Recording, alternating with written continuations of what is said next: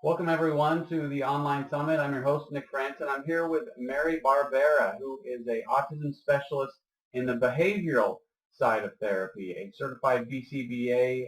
Wonderful things to say. Mary, it's really great to have you today. Thank you, Nick. Thanks for inviting me to this Autism Summit. As you said, I am a board certified behavior analyst, but I knew nothing about ABA or behavioral therapy and very little about autism until 1999 when my firstborn son, Lucas, was diagnosed with autism one day before his third birthday. So as many parents report, my son developed normally for about the first year. He waved, he said hi to people very early. He was social, played little games with me. And then around 15 to 18 months, he started a slow regression. But I was pregnant with my second son, so I didn't really notice the regression. I was also a first-time parent, so I just thought he was going through little stages, getting more picky with his eating, not sleeping as well, relying on a pacifier a lot more than he had. And so it was a confusing time. And then I had the baby and he was just about 18 months old. And at that point, my husband, who's a physician, started to really get concerned that Lucas was just not aware of the baby and not aware of what that meant. It was just oblivious to the whole thing. So he started mentioning the word autism when Lucas was about 21 months old. And I told him I never, ever wanted to hear the word autism again when Lucas was 21 months old. Um, so he didn't bring it up for another year, which obviously was a huge issue. And Lucas regressed even farther in many areas. And then by the time we did get the diagnosis, shortly before he was 3, it only at the time took me a couple of months to get low-VOS type ABA therapy in place 40 hours a week in my home. I read the book, Let Me Hear Your Voice, which is a classic book written in 1993 by Catherine Maurice. And it's that book, as well as her other book, Behavioral Intervention for Young Children with Autism, written in 1996, were basically my Bibles going forward. And I hired low-VOS replication site. There wasn't even behavior analysts back then, but I hired people like that were trained in that approach. And we ran it, and Lucas is now 19. He was not among the best outcome kids. He did not recover or become indistinguishable. He still has moderate to severe autism and an intellectual disability. So despite the best of the best behavioral treatment, he got better. We learned through ABA. He learned to speak. He learned to we got him potty trained relatively, early by age 5. Now we use ABA to teach him all kinds of things, to grocery shop, to shower himself, to tie his shoes, ride a bike, all those things. So, and at some point, when he was about 4 or 5 years of age, actually my educational lawyer said, you should become a behavior analyst. And I'm like, what's that? And he told me that there was a new certification for behavior analysts. And so I looked into it, and in 2003, I became a board certified behavior analyst. And then I started working right away for a big grant from the Pennsylvania Department of Education called, at the time, the Pennsylvania Verbal Behavior Project, which we were in many schools, dozens of schools throughout Pennsylvania, in helping teachers and speech therapists and occupational therapists implement ABA techniques for children on the spectrum. So then fast forward a couple more years, in 2007, I decided, after parents were approaching me and saying, do you think my child has autism? What should I do about it? And I realized I had all this knowledge in my head, from workshops from Dr. Mark Sundberg and Dr. Vincent Carbone, and working through the Verbal Behavior Project with hundreds of kids with autism on the spectrum. that I realized that it wasn't written anywhere. And I was like, well, you should read Let Me Hear Your Voice, which was like my Bible, but now it's, you know, I wouldn't do half the things that are in that book. I mean, that's what inspired me. But, you know, so I end up writing my book, The Verbal Behavior Approach, How to Teach Children with Autism and Related Disorders. In 2007, Dr. Mark Sundberg wrote the foreword. It's been endorsed by professionals and parents. It is an easy read for anybody, even if you have no prior knowledge. And now it has sold more than 30,000 copies. It's available in 7 or 8 languages now, and it's really done great. So that was 2007. So my book's, you know, really quite old now. It's almost 10 years old since I wrote it, because I wrote it in 2006. And so now I see that even if you read my book is not going to help you from soup to nuts, you know, figure it all out. And a lot of people are very visual, so they need videos. So I created an online program now to help professionals and what I call gung-ho parents teach children with autism, teach them good skills like talking, learning skills, and then reduce problem. Now, Mary, let's talk a little bit about some of this stuff.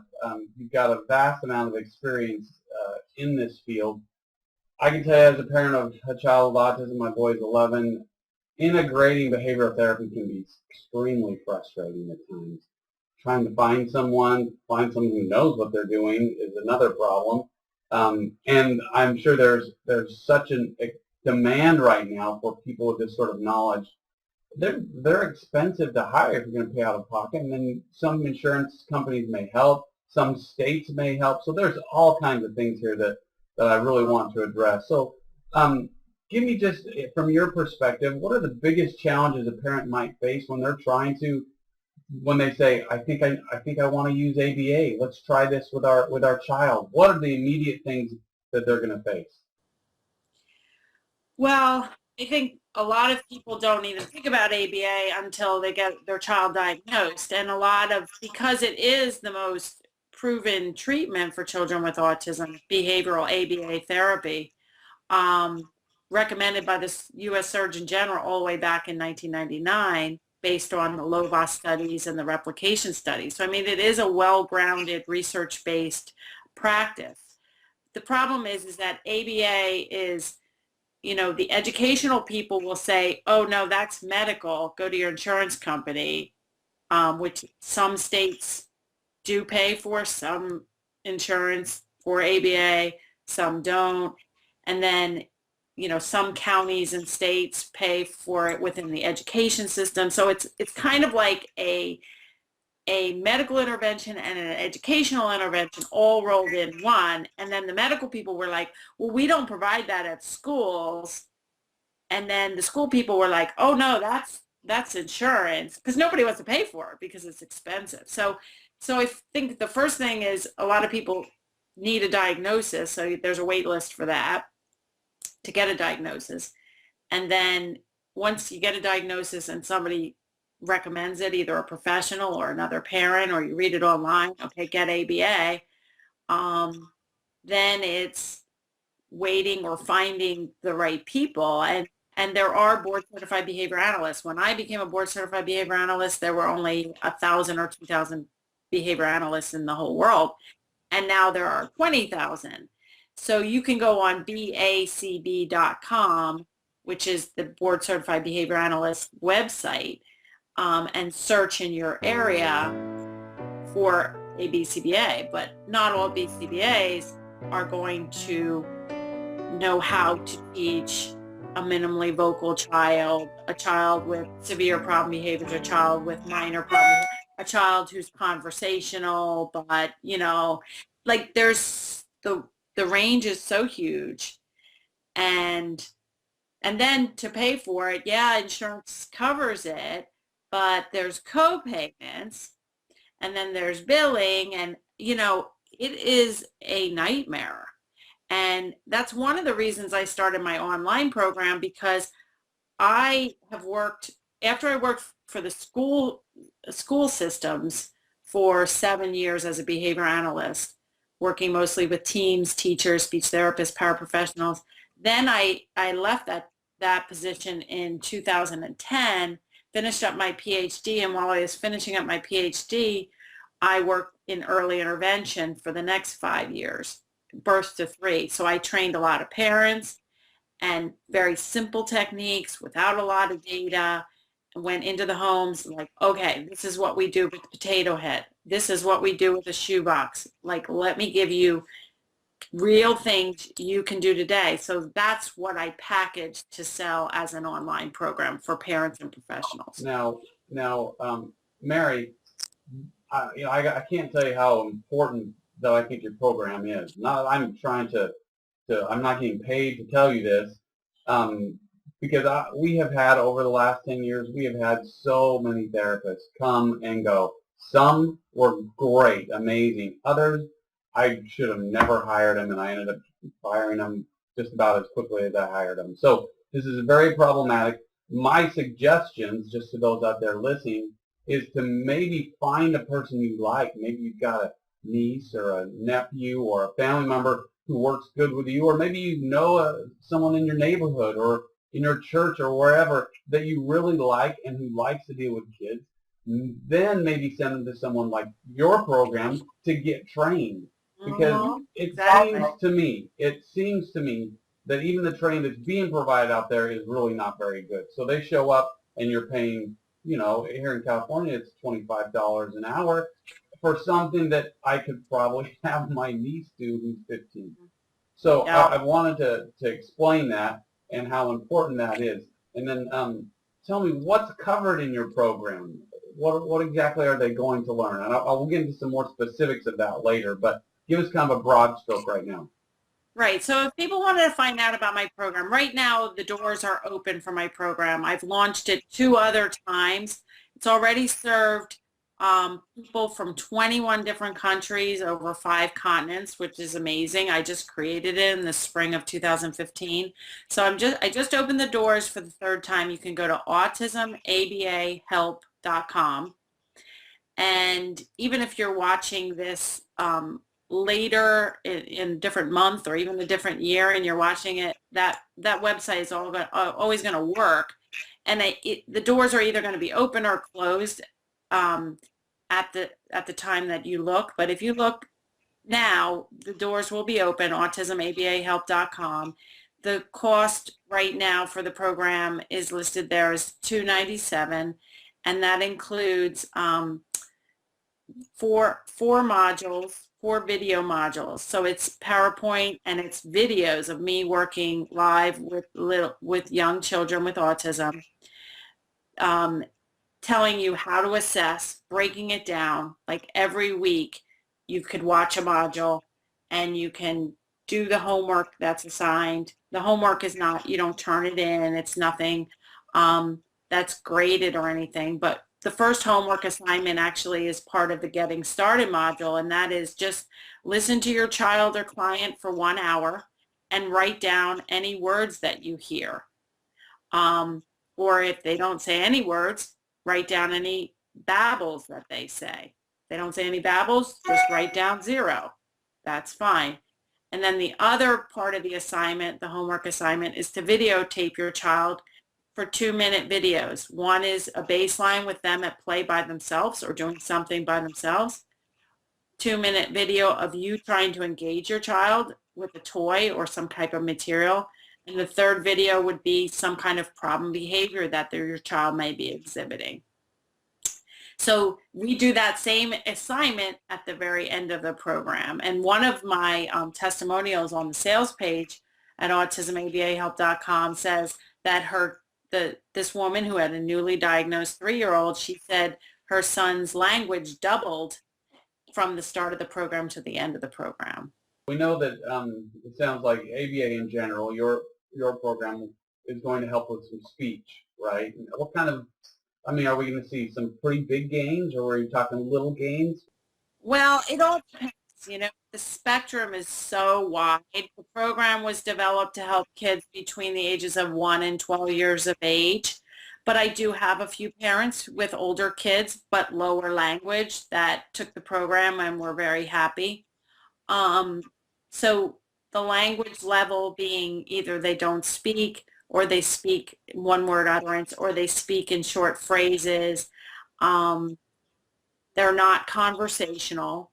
The conversational kids need, you know, they still need ABA, but they need a different type of program. And then they should have probably mild or moderate problem behaviors. If you take away something they really want, you make them do something they really don't want to do, like go to the doctor or, eat some food that they don't like. Like you can have a pretty laid back kid and they say, oh, he doesn't really have any problem behaviors. It's like, well, what happens when you try to feed him vegetables? Oh, well, yeah, we don't. Well, then he does have problem behavior. So it's not for kids that are severely injuring themselves or others. It's not for kids who are conversational, like, because I'll create those kind of programs too. But the severely dangerous problem behaviors, I mean, that's not good for me to do online in a group. There's also, as part of the program, there's a live private Facebook group where I'm on every day. So if you have trouble implementing, you can go ahead and email the group or Facebook the group. And so we've had a lot of good dialogue. In fact, my members from cohort 1 and cohort 2 that went through the program, they are now in a membership program paying me a monthly fee to maintain access to all the materials. They already watched all the materials. They're mostly behavior analysts that want to still have access to me and my knowledge, and I'm creating an intermediate learner program. So they're hanging in because they really are benefiting. So let's talk about, so we know we can help with some speech. We know it's not for the real severe type kids, okay? So, which leaves pretty much almost everybody else that is somewhere in between that area. Behavioral interventions. Do you have any examples of what this can do for someone who's got an issue with severe tantrums, for instance? That seems to always be an issue. How would you address something like that? Maybe you could give us some specifics. Right. So I did do a survey almost a year ago. I polled, as I was trying to create my program, I polled my list, and I got 300 people to respond in a week, behavior analysts and parents and teachers and speech therapists. And out of the 300 people, one of the questions was, what's your number one issue or problem or struggle? And the overwhelming majority of people, both professionals and parents, said problem behavior. So we know it is a huge issue. And my philosophy is that we can't just say, what do you do if my kid does this? He drops to the ground, it's time for a bath. What do I do if they get, we need to spend 95% of our time preventing the problem behavior, putting the reinforcement in place, putting the, getting the table, getting the materials, getting all the systems in place so that we don't have those major problem behaviors. And when we do, then we can use reactive strategies. So I think a lot of people are chasing their tail and like scrambling, dealing with huge problem behaviors because they don't have a whole system in place. Or you might be having ABA therapy, or your child goes to an ABA school, or you pay a therapist to come in, but you have no idea what they're doing. That's not the way to put an ABA program in place for your family to go from, month to month, year to year, raising your child, because you can't just take them into a room and do ABA therapy. A lot of people do it, but that's not, that after 15, 16 years being in the field of autism and ABA, it is not the way to do it, because it will end up costing you a fortune. And even when your comment said, get the babysitter or your niece or something to watch the program and implement it, I absolutely agree. I think I'd rather just get somebody off the street that I can train. And even if you do have a good team in place, take the program yourself. And part of the program too, I just opened this up a little bit in the summer, is that, parents would take my program or professionals would take my program and they're like, this is so like meaningful, but the rest of my team is functioning without the knowledge. So they're doing all the things they're saying not to do. And so in the summer, I decided, you know what, as part of your membership, as part of you joining, you can actually share up to 5 lessons with others, with your team members, with people in different countries, to get them more like, oh, that's what she's talking about. So I equated, and I came up with this like some random time I was speaking somewhere. I speak a lot actually around the world. And I was in the middle of a lecture. I said, it's kind of like saying, I have a leaky roof and I've got a lot of rain in my house or in my attic. And, I actually, in my course, I have a slide of a whole hole in a roof, right? So there's no point to implementing reactive strategies or trying to count the rain or the volume that's coming in. We know we got to fix the roof, right? So we fix the roof by putting in all the preventative strategies. Now, try to fix the roof as best we can. And then we still now have drops coming in. We still have tantrums when it's time to go to the dentist, or we still have tantrums when it's time to take a bath or whatever.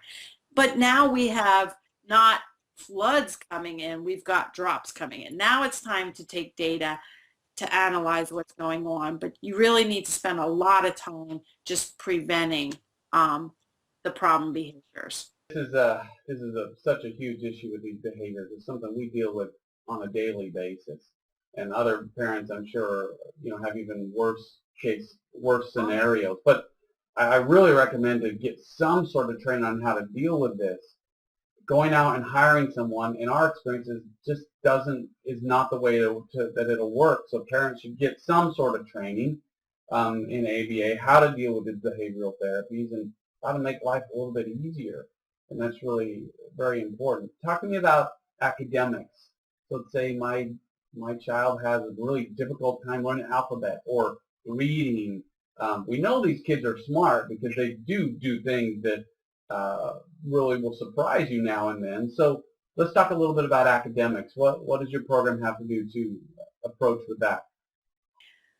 Well, right now, this basic program is for kids 1 to 12 with minimal to no language. And so what I see as a behavior analyst is, and I just was at a client's house just an hour ago, and we are teaching her to read. She is 7. She's almost conversational. She's pretty conversational.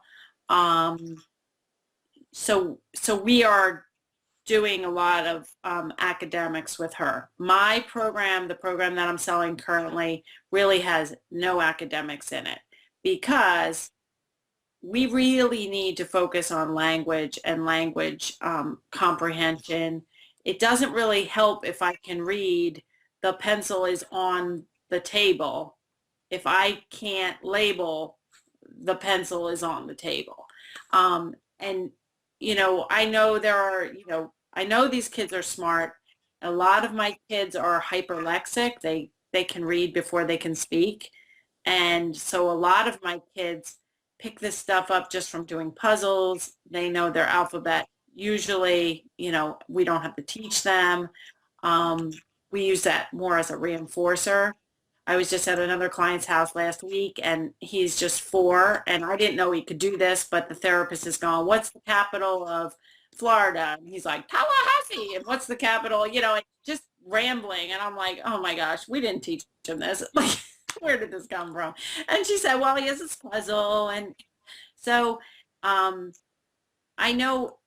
think people in the United States with IEPs, they get really hung up on, well, they're going to school, they should learn reading and math. But really, if you have minimal to no language, I actually have 3 big skills that I think every child should needs, regardless of age, ability, or setting. And So that is problem behaviors, major problem behaviors at or near zero, the ability to request your wants and needs somehow, whether that be through a device, through pictures, through sign, or through words, and independent or scheduled, at least scheduled, but independent toileting. So I see a lot of times those three things are not addressed in schools. You have a child that's 11, and either the parents or the school or a combination are so hyper focused on academics and, getting them to the reading level or whatever. Meanwhile, the kids throwing chairs or, if you don't have major problem behaviors at or near zero, the ability to request your wants and needs, and independent toileting, it's going to be very hard, whether the child's 5, 15, or 50 years old, to get a babysitter or a respite provider, to have the child go to a restaurant, on a plane, in a pool, to go on a family vacation. And so I actually encourage IEP teams to write IEP goals on those three things if they're not totally fine by school age, which most of kids that have moderate autism, those three skills are not in place. And even kids with higher functioning autism, I have a kid and they're focusing on, double digit addition.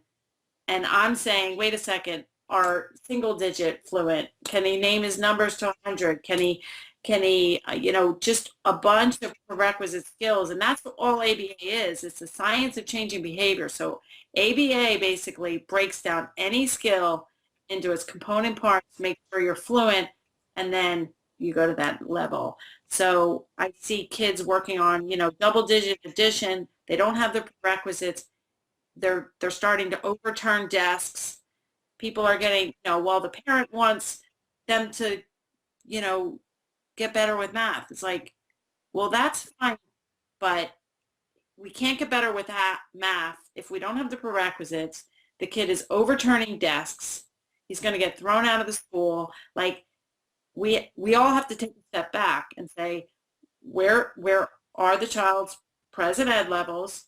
I use the VB map a lot, Verbal Behavior Milestones Assessment and Placement Program by Dr. Mark Sundberg. So I use the VB map. Now, if you're conversational, you're probably above that, but I don't think we're talking about conversational kids as much.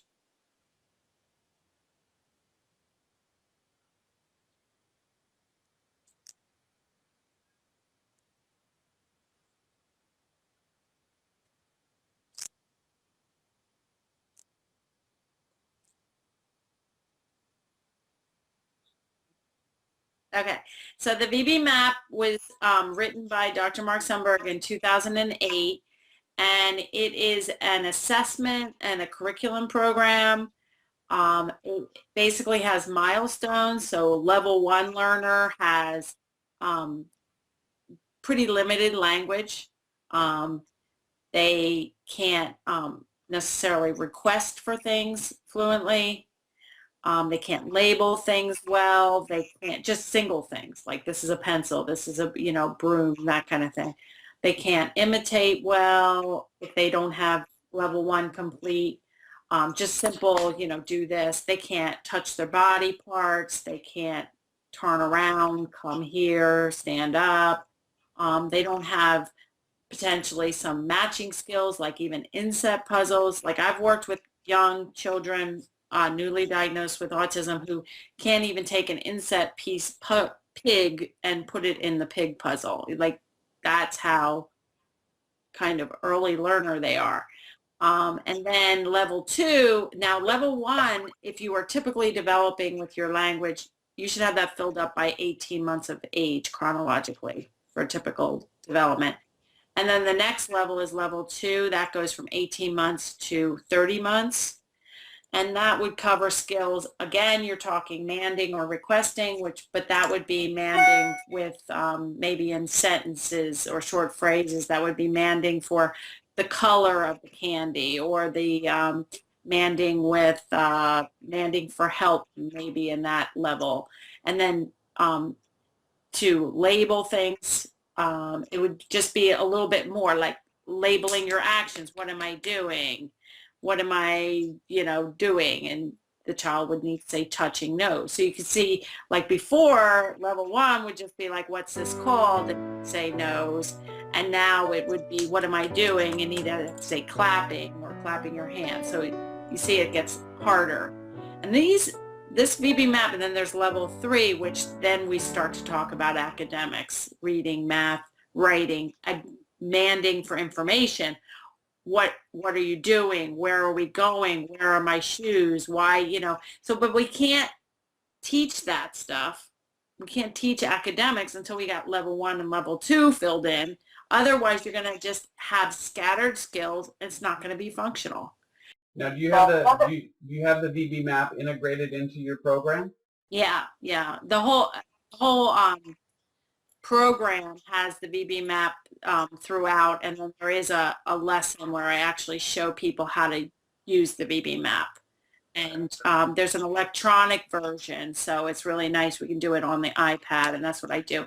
Another nice thing about the VB map, which isn't common in assessments, is there's the milestone section, and then there's also the barrier section, and that's all the problem behaviors that are getting in the way.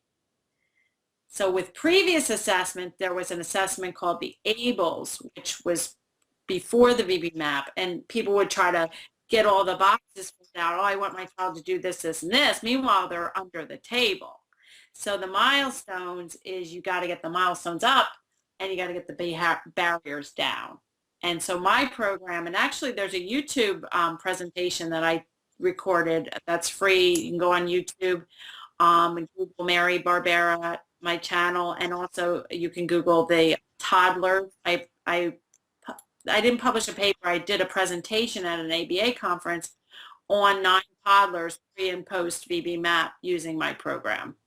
And that was me in person when I was working in early intervention. But I've seen kids who come in, they can't speak, they can't label, they're 15 on their score, which is very low, like 6-month level if you were going to level them according to chronological age. And they get up to level 3, but a lot of them. Not everybody. Sure. Tell me about the word manding. I hear that tossed around, and for the viewers out there, tell us a little more what that actually means in the behavioral therapist. Right. So, okay. So many of you have heard of things like expressive language and receptive language. So receptive language is like your understanding, touch your, head. That would be receptive language. Go get me the cup. That would be receptive language. So expressive language is the ability to speak. So if I say, well, does he know the word cup? That's kind of a trick question. Or does he use the word cup? Or my child has 5 words. Okay, well, so what are the words? Cup, pencil, ball, water, mommy. Okay, so, but those are just words. So using verbal behavior, which my book is called Verbal Behavior Approach, right? So I didn't make up verbal behavior. It was actually, these terms were coined. MAND, tact, interverbal, and echoic were coined by Dr. B.F. Skinner in 1957 in a book called Verbal Behavior. So, but that book wasn't about kids with autism. That book was about an analytical view of language, right? So what Skinner said, and what I say in my book, which is a heck of a lot easier to read than B.F. Skinner's book, is that expressive language, the word cup, for instance, has 4 elementary verbal operands, 4 different ways you can use the word cup. So you can say cup, like I want a cup, or say I get a big bottle of soda and I have no cup. So now I say cup, or I want a cup, or can somebody get me a cup? Those are all mands. Okay, so mand is demand. I'm demanding something, so it's a mand. Then I can see a cup, I can see a picture of a cup. I don't want a cup. I can just say cup. That's a tact or a label. And then an echoic is I say cup, you say cup. That's an echoic. That's pretty straightforward. And then the intraverbal is the answer part of a question. So if I say, what do you drink from? And you say cup, that's an intraverbal. So each of these 4 elementary verbal operants are throughout my book, throughout my course, throughout any kind of program. And the most important operant is the mand, because the mand is the only operant where I actually get the item as the reinforcement. So I ask for soda, I get the soda. I ask for a pencil, I get the pencil. I ask for, so if you're going to improve articulation, decrease problem behavior, everything, the more you can center the mand, the more important. This is not just for kids with autism. If you're thinking about learning a foreign language, like you're going to Japan tomorrow and you know no Japanese, okay? What things are you going to want to learn? What are you going to do, right? You might download your iPhone app on Japanese, English to Japanese, right? You might get a dictionary. You could also, this would be a sign, for drink, or, driving, like car, for a taxi. But you're not going to be concerned about much except for your mands, because that's what's going to give you your needs and wants, right? So that's the most important thing. And so this verbal behavior is not just for kids with autism. It's for kids with speech delays, second language acquisition. It's important for analysis. As kids get higher, your intraverbals are always going to be the weakest, no matter what. Because if I can learn this is a pencil, but say I learn this is an ubi in some language, right? Ubi, and you think, oh, I'm going to need pencils. I'm going to remember that, ubi. But now I take away the pencil because intraverbals don't have a visual, and now I say, ooey owie ubi, and you don't know what ooey owie means.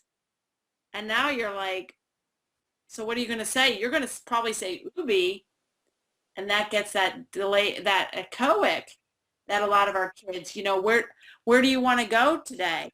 And what will they say? Because they don't have an intraverbal response. They'll say, where do you want to go today? And that's how all the echoics are shaped up. So you can see, like, this whole analysis, obviously I could talk for like many, many hours on this. And the spectrum is so wide that, any of this could be my life work, like any little thing. So for example, we're in that stage right now. My son has a lot of verbal, but it's not very expressive. But he can repeat anything, and he is in a phase where, what do you want to do today? Or we say yes, and his answer is, do you want this? Say yes. So he's learned these things, and to have something, because all the therapists we have not been able to break this, or have the knowledge to know how to break this, or to help us as parents figure out what we need to do differently. So that would be really nice to have. But this is a big issue. I know there's plenty of parents that are dealing with this, and to have knowledge how to change it would be great. Let me ask you again about devices. Do you recommend these? Do you see cases where they're necessary or where they're being used at a detriment? Well, just like no one knows how to fix your son's, echolalia and inability to answer interverbal, but they don't know what an interverbal is. They need to know what an interverbal is, and they need to do a VB map assessment and figure out the barriers and figure out the whole program and where you go, right? And then, so in your son's, and I have no idea if your son uses a device or ever used a device or anything, but like throwing a device into this where nobody knows what an interverbal is, there's no VB map assessment, there's no plan, there's, not that you don't have a plan, but there's no plan like I would have, you know what I mean? that I see a lot of people using devices that don't know the basics and then don't know how to use the device, and then the device ends up just being stimmy or a reinforcement, and it just doesn't kind of get them to the next. I've seen devices work not very well most of the time, but I have seen a few instances where devices really work. I'm not an expert on devices, so I don't, I wouldn't be the person to call in to get a device going, but I do see a lot of people throwing a lot of stuff, a lot of different stuff at situations that I probably wouldn't do. Yeah. I No. think it makes it more of a mess. Yeah, and we don't use a device. We never have. But there's always somebody out there that says, maybe you should get him a device, you know? And then we think maybe we should get a device. Well, let's look into it. And then, but that's the thing. I end up just thinking, he's just going to stim on this all day. This is just giving him something else that he can stim on. Yeah, and that's a whole nother issue right there. Okay, let's stop with that for a minute. Let's go into the toilet training.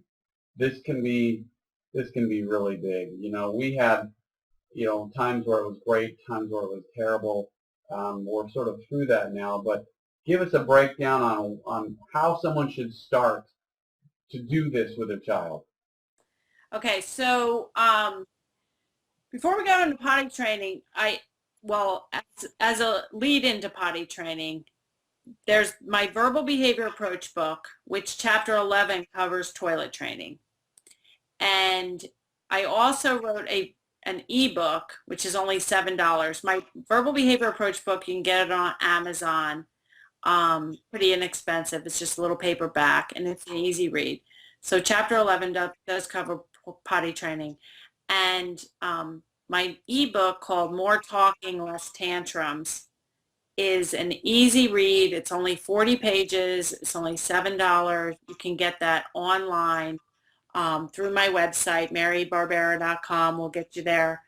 And you can read this ebook. And the ebook will actually help you just with some of the basics, learning what I would recommend in terms of a table and materials and what to do with Potato Head. And so it would be a nice little thing for you to learn. And also YouTube channel, Mary Barbera, has free videos of me working with little 2-year-old Mia, showing you some of these techniques that are out there too. So there's a lot of things you can do for free, and there's a lot of things you can do for low cost just to check it out. I would definitely read my book, The Verbal Behavior Approach. So potty training, chapter 11. In general, any behavior we want to change, we have to first assess what's going on. So on my website, I have a toilet training toolkit, and that has like an assessment form and a plan, and just in terms of, if you call it bathroom and I call it potty, and you call it, pee-pee, and I call it, poop, and just getting everybody on the same page in terms of where we're at, where we want to go. It depends on the age of the child, if they're home all day versus if they're in multiple settings, if we're going to try to toilet train in multiple settings. It usually involves increasing liquids, scheduled toilet training sessions. So you increase the liquids so they have to go more than once or twice a day. And then having them sit on the potty or in the toilet, and then strong reinforcement. But there's a whole lot of problems with that, because some kids are afraid of bathrooms. Some kids won't sit on the potty. Some kids have some kids have constipation. Some kids, it is so complex. I did do a 2-hour webinar on potty training a few years ago. It's still available on Autism Training Solutions website. I did the webinar through them, and they sell it for $60, I think, for 2 hours. I am planning, once I get my basic course, the Autism ABA Help course, and my intermediate course done, I am planning on doing a potty training course because I don't think I even mentioned this. I'm a registered nurse. I was a registered nurse for a decade before I became a behavior analyst. So it's a great combination to have, and I'm very comfortable. I've been called the potty queen. I can usually get most kids potty trained. But it gets harder and harder as the kids get older. So I tackle it early, like before age 3, if possible, we start, if I can get in there and get started. But it's never too late. Anybody that is 5 or older, even with a severe cognitive impairment, can be toilet trained, and that was proven by Dr. Richard Fox, who wrote Potty Training in a Day, he's a behavior analyst, and that has sold more than 2 million copies, and it is a 1972 book, and there are some things in that I wouldn't recommend either, but most of it is pretty on point. Now, a couple of things that you've got here are really affordable. I mean, a 2-hour webinar on potty training, that should, 2 hours should cover most, I would imagine, Yeah. the ins and outs of potty training. Yeah. $7 ebook on, you said that's on Amazon? No, it's $7 ebooks on my site, and it's more talking, less tantrums. Talking, less tantrums.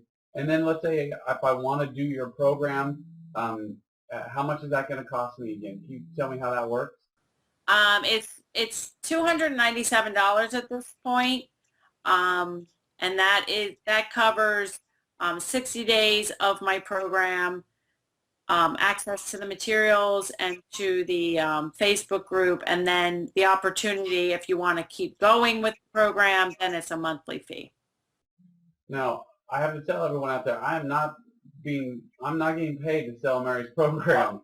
I have spent literally thousands of dollars on hiring people, and just, I could spend $300 just on Craigslist ads to hire these people, all right? And this is over a span of 10 years. And that if you can have someone, or you're a gung-ho parent and you want to do it yourself, this gives you an area to do this. So I really like this idea, which is why I really wanted to interview Mary, because she has great background and great information, but she has a tool that all of us can use instead of just listening to you for an hour and then walking away and saying, I wish I could have done all of that. Right. I wish Mary lived nearby, and, and a lot of these parents, I just rang their doorbell, and I'm like, okay, I'm here, because I had a contract through the Birth to 3 program. I mean, they didn't, know about me or my book and everything. And, but, we had a really great journey, and I figured out really how to put it in place for, with relative ease. I mean, it's not easy, and I still have about 5 or 6 clients that I see on a regular basis, but I'm actually phased out of any additional contracts because I can make more of a difference. I can get the word out to, thousands of people potentially who need this information, and I can help people all around the world without leaving my house. Like, I've already presented in Australia twice, and I presented all over the place, in Germany and all parts of the United States. But if I go to a crowd and there's 100 or even 300 people there, that's great, but it's a lot of information over the course of 1 or 2 days. People leave kind of overwhelmed, and there's just no follow-up. So I actually like my program better now. Both times I launched it before, everybody started on the same day, and we went, module 1 was given out week 1, module 2 was given out, and we did it in 5 or 6 weeks. Now I'm giving 60 days open access. So if you are motivated and you have the time, you can just dive in and binge watch it and get it done, immediately. And like you, I mean, we've all spent thousands of dollars trying to put this together. I spent thousands of dollars training, getting training myself. And when I was a new gung-ho parent, Lucas was 3 or 4, I went all over to hear every conference I could get. People are like, oh, I don't want it like that. I'm like, I'm going, because if I can learn something to help Lucas, I will go to any camp that says they know what they're doing. And then over the time, I started to get more picky. Now I see things and I want to poke my eyes out, and I'm like, I can't do this, because now I'm so focused as a behavior analyst that I tend to really think so behaviorally. So if somebody's speaking not behaviorally, it kind of doesn't work for me anymore. But in the beginning, I totally went to every camp I could just to get the information. Mary, parting words for us. Parent of a child, 19 with autism.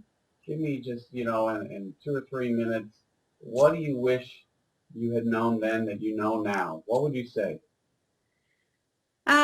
Well, it's definitely a marathon, not a sprint, and it's not even a straight marathon, and it's not even, it's more like a roller coaster. So you could be feeling like, oh, things are going great, and then all of a sudden something happens, and so it's very rocky. So a lot of chapter 12 of my book is like, put the oxygen mask on yourself first. You really have to take care of yourself.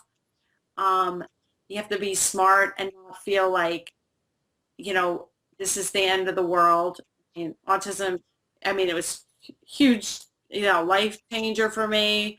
Um, but I always managed to, just continue with trying to learn, help my son. And then eventually I started helping a lot more people. And, um, he's still very impaired. He needs round the clock. Well, I mean, he doesn't need me to be awake at night, but he's not going to be able to live by himself. He's not going to, but I didn't know that when he was 4 or 5 or 6. And I tell my clients, don't look at Lucas and go like, oh my God, that's what's going to happen. And it's not the worst case scenario to be like Lucas either, because with my mad navigation and advocacy skills, I've managed to set him up quite nicely for the future, and he has support, and he has trained people that pretty much help me take care of him. So it's not a death sentence. It's definitely going to change your life. And people say, oh, well, my son just has high functioning autism. It's like, you can't line up these kids like he's highest functioning, he's lowest functioning, because they're all scattered, and you're talking about their skills and their deficits and their problem behaviors. And so don't try to compare them. I mean, it's like me saying my son's low functioning, or saying high, it's like comparing cancers. Like, we're all in, it's not, pleasant to get a diagnosis and to have to struggle, and many, many families struggle a lot.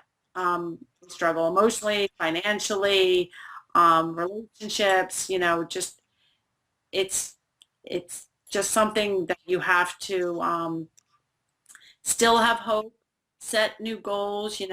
If I still had a goal where Lucas was gonna, go to college, or it's like, but I don't want to tell people not to have those dreams, because a lot of my little clients will end up going to college, and that's certainly in the realm of possibility. So I don't like to stifle people and say, I don't want to give you false hope and stuff. I think everybody should just have a very optimistic attitude and try things that you think won't do harm, and is financially reasonable for you and your family, and can help your child as much as possible without sacrificing your whole self and your whole family.